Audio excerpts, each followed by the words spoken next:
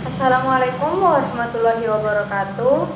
Kami dari kelompok 3 akan mempresentasikan hasil kerja kelompok kami dengan materi teori belajar behavioristik. Nah, kepada yang terhormat, dosen pengampu Ibu Dr. Andi Hudiah MPD dan dosen mitra Ibu Dr. Randa Supriyati Firman MKes. Dengan ini kami mohon izin untuk mempresentasikan hasil kerja kelompok kami. Nah, teori behavioristik adalah teori beralihan behaviorisme yang merupakan salah satu aliran psikologi. Teori belajar behavioristik dikenal dengan sebuah teori yang dicetuskan oleh G.N. Berliner tentang perubahan tingkah laku sebagai hasil dari pengalaman.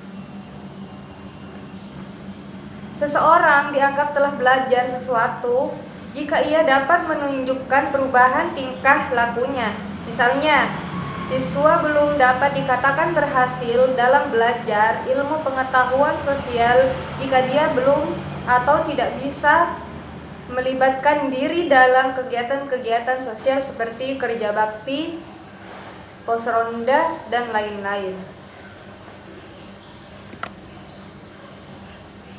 Menurut teori ini, yang terpenting adalah yang pertama, masukan atau input yang berupa stimulus dan keluaran atau output yang berupa respon. Stimulus adalah apa saja yang diberikan guru kepada siswa. Misalnya alat perkalian, alat peraga, pedoman kerja atau cara-cara tertentu untuk membantu siswa belajar.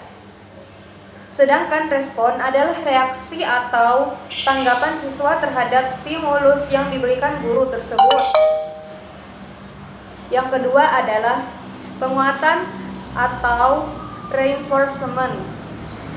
Penguatan adalah apa-apa saja yang dapat memperkuat timbulnya respon.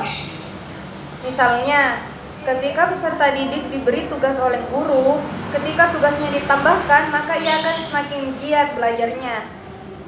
Dan penambahan tugas tersebut merupakan penguatan positif dalam belajar, begitu juga sebaliknya.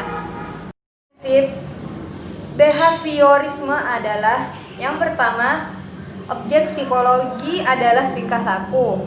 Yang kedua, semua bentuk tingkah laku dikembalikan kepada refleks. Dan yang ketiga, mementingkan terbentuknya kebiasaan. Baiklah, materi selanjutnya akan dibawakan oleh teman saya.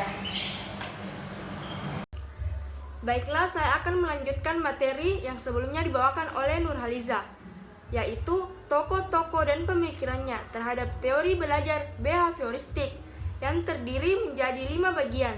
Yang pertama, Thorndike, yang kedua Watson, yang ketiga Edwin Guthrie, yang keempat Skinner, dan kelima Pavlov. Yang pertama yaitu Thorndike. Thorndike adalah seorang pendidik dan sekaligus psikolog kebangsaan Amerika. Menurutnya, belajar merupakan proses interaksi antar stimulus yang mungkin berupa pikiran, perasaan, atau gerakan dan respon, yang juga berupa pikiran, perasaan, atau gerakan. Stimulus adalah perubahan dari lingkungan eksternal yang menjadi tanda untuk mengaktifkan organisme untuk beraksi atau berbuat, sedangkan respon adalah sembarang tingkah laku yang dimunculkan karena adanya perangsang. Kedua, Watson. Watson adalah seorang behavioris murni. Karena kajiannya tentang belajar disejajarkan dengan ilmu-ilmu lain seperti fisika atau biologi yang sangat berorientasi pada pengalaman empirik semata, yaitu sejauh mana dapat diamati dan diukur. Hanya dengan asumsi seperti itulah, menurut Watson, kita dapat meramalkan perubahan apa yang bakal terjadi pada siswa. Yang ketiga yaitu Edwin Guthrie. Asas belajar Guthrie yang utama adalah hukum continuity, yaitu gabungan stimulus-stimulus yang disertai dengan gerakan. Pada waktu timbul kembali, cenderung akan diikuti oleh gerakan yang sama. Guthrie juga menggunakan variabel hubungan stimulus-respon untuk menjelaskan terjadinya proses belajar. Selanjutnya yaitu Skinner. Skinner adalah seorang yang berkebangsaan Amerika yang dikenal sebagai seorang tokoh behavioris yang meyakini bahwa perilaku individu dikontrol melalui proses operant conditioning, di mana seseorang dapat mengontrol tingkah laku organisme melalui pemberian reinforcement yang bijaksana dalam lingkungan yang relatif besar. Aplikasi teori behavioristik dalam pembelajaran. Secara umum, langkah-langkah pembelajaran yang berpijak pada teori behavioristik yang dikemukakan oleh Society dan Prasetya Irawan pada tahun 2001 dapat digunakan dalam merancang pembelajaran. Langkah-langkah pembelajaran tersebut antara lain: yang pertama yaitu menentukan tujuan-tujuan pembelajaran. Yang kedua, menganalisis lingkungan kelas yang ada saat ini terpelajaran. Yang kedua, menganalisis lingkungan kelas yang ada saat ini termasuk mengidentifikasi pengetahuan awal siswa. Yang ketiga, menentukan materi pembelajaran. Yang keempat, memecah materi menjadi bagian kecil-kecil, meliputi pokok bahasan, subpokok bahasan, topik, dan sebagainya. Yang kelima, menyajikan materi pembelajaran. Yang keenam, memberikan stimulus dapat berupa pertanyaan baik lisan maupun tertulis, tes atau kuis, latihan atau tugas-tugas. Yang ketujuh, mengamati dan mengkaji respon yang diberikan siswa. Yang kedelapan, memberikan penguatan atau reinforcement, mungkin penguatan positif ataupun penguatan negatif atau hukuman. Yang kesembilan, memberikan stimulus baru. Yang kesepuluh, memberikan penguatan lanjutan atau hukuman. Yang kesebelas, evaluasi belajar. Tujuan pembelajaran behaviorisme. Penyajian isi atau materi pembelajaran menekankan pada keterampilan yang terisolasi atau akumulasi fakta mengikuti urutan dari bagian keseluruhan. Yang pertama yaitu berkomunikasi atau transfer perilaku adalah penggambaran pengetahuan dan kecakapan peserta didik atau tidak mempertimbangkan proses mental. Yang kedua, pengajaran adalah untuk memperoleh keinginan respon penggambaran pengetahuan dan kecakapan peserta didik atau tidak mempertimbangkan proses mental. Yang kedua, pengajaran adalah untuk memperoleh keinginan respon dari peserta didik yang dimunculkan dari stimulus. Yang ketiga, peserta didik harus mengenali bagaimana mendapatkan respon sebaik mungkin pada kondisi respon diciptakan. Baik, selanjutnya adalah kelebihan dan kekurangan dalam teori pembelajaran behavioristik. Dalam teori pembelajaran behavioristik ini, adapun kelebihannya ialah sebagai guru harus membiasakan untuk bersikap jeli dan peka pada situasi dan kondisi belajar.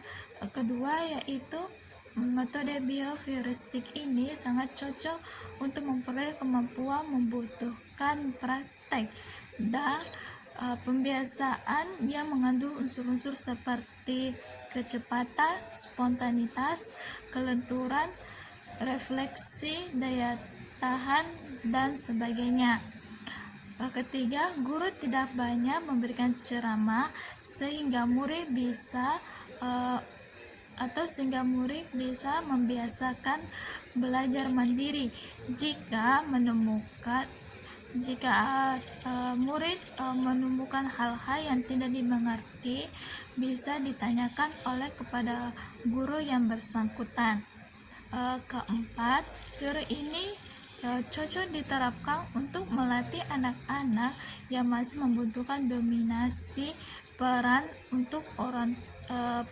orang dewasa, sehingga mengulangi dan terus membiasakan sehingga meniru dan senang dengan bentuk-bentuk penghargaan langsung seperti pujian atau memberikan permen kepada murid atau anak-anak.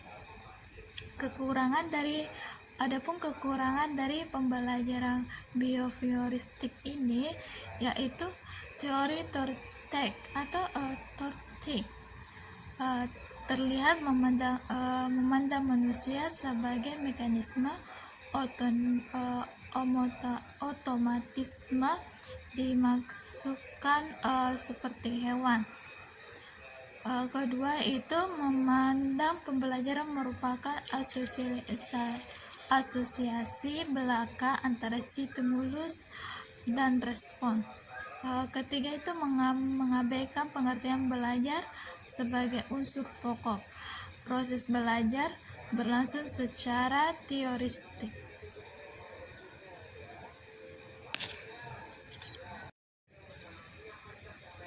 Baik, selanjutnya kita bahas tentang analisis tentang teori behavioristik, yaitu menurut Gardner, hukum memegang peran penting dalam proses belajar. Namun ada beberapa alasan mengapa Skinner tidak sependapat dengan Gardner, yaitu pertama itu pengaruh hukum terhadap perubahan tingkah laku sangat bersifat sementara. Kedua adalah dampak psikologis yang buruk mungkin akan terkondisi menjadi bagian dari jiwa si terhukum bila hukumannya berlangsung lama. Ketiga adalah hukuman yang mendorong si terhukum untuk mencari cara lain meskipun salah dan buruk agar ia terbebas dari hukum.